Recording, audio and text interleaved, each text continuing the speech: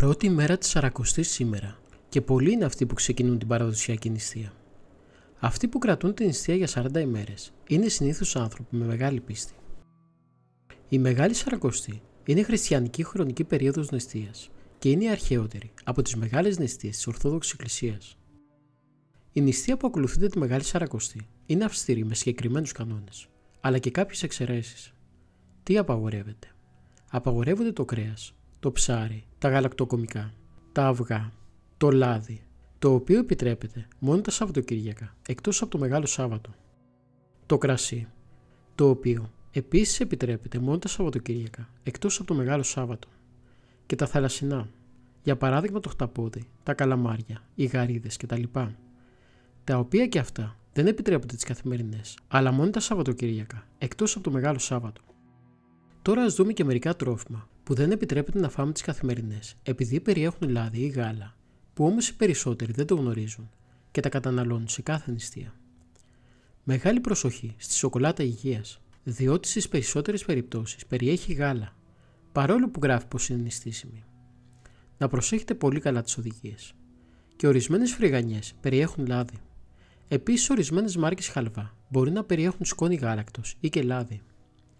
Όσα τρόφιμα περιλαμβάνουν ορό γάλακτος, κασεΐνη, λακτόζη, λεκιθίνη, αν προέρχεται από αυγό, και ζελατίνη, αν προέρχεται από ζωική προέλευση, είναι επίσης απαγορευμένα. Η νηστεία είναι εγκράτη από το φαγητό, γι' αυτό δεν τρέχουμε να βρούμε υποκατάστατα και νηστήσιμη κρέμα γάλακτος, για παράδειγμα, για να φάμε μια καρμπονάρα, ή τυρί νηστήσιμο για να μην μας λείψει το τόστι ή πίτσα. Θέλει προσοχή εδώ. Τι επιτρέπεται να φάμε? Επιτρέπονται τα όσπρια, όπως οι φακές, τα φασόλια, τα ρεβίθια κτλ.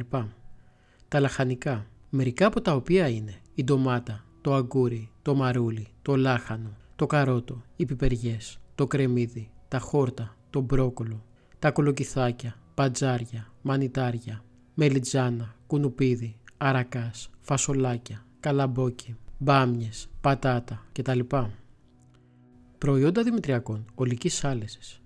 Μερικά από αυτά είναι το ψωμί, τα ζυμαρικά, αρτοσκευάσματα όπως φρυγανιές, παξιμάδια, πίτες από ζύμη και άλλα. Προσοχή όμως, διότι μερικές φρυγανιές, όπως αναφέραμε παραπάνω, περιέχουν λάδι. Επίσης μπορούμε να φάμε ελιές και τρουσιά, τολμαδάκια για αλατζή, ξηρούς καρπούς, φρούτα, χαλβά και ταχίνι, γλυκά του κουταλιού, μέλι και λουκούμια. Στις 25 Μαρτίου, την ημέρα του Ευαγγελισμού της Θεοτόκου, καθώς επίσης και την Κυριακή των Βάιων, καταλύουμε το ψάρι. Στις 26 Μαρτίου, που είναι η μέρα αφιερωμένη στους Αγίους Τεσσαράκοντα Μάρτυρες, γίνεται η κατάλυση του λαδιού και του κρασιού. Το Μεγάλο Σάββατο είναι το μοναδικό Σάββατο του έτους, στο οποίο νηστεύουμε από λάδι και κρασί. Αυτό συμβαίνει επειδή είναι μια ημέρα αυστηρής νηστείας, αλλά και μεγάλου πένθους για όλη τη χριστιανοσύνη. Σε αντίθεση με το λάδι, οι ελιές επιτρέπονται στη διάρκεια της νηστείας, διότι τρώγονται ως καρποί, ενώ η απαγόρευση του λαδιού έγκυται στην παρασκευή φαγητών που απαιτούν το λάδι.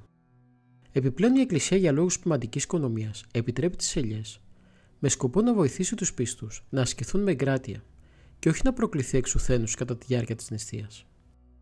Αξίζει να αναφερθεί πως η νηστεία της Μεγάλης Σαρακοστής, εκτός από βαθιά θρησκευτική πράξη, είναι μια καλή ευκαιρία αποτοξίνησης του οργανισμού. Η διατροφή που ακολουθείται κατά την περίοδο της νηστείας μπορεί να αποδεχτεί ιδιαίτερα ωφέλιμη για τον οργανισμό, καθώς είναι πλούσια σε όσπρια, λαχανικά, φρούτα, δημητριακά και θαλασσινά, τροφές γνωστές για τις ευεργετικές τους ιδιότητες. Η νηστεία της Μεγάλης Τεσσαρακοστής είναι μια πολύ σημαντική περίοδος, που συνοδεύεται από αυστηρούς κανόνες, προσωπικό αγώνα, σωματική και πνευματική άσκηση. Σε κάθε περίπτωση η νηστεία δεν αποτελεί αυτό σκοπό, αλλά μέσον κάθαρσης και προετοιμασίας για την Αγία ημέρα της Ανάστασης του Κυρίου.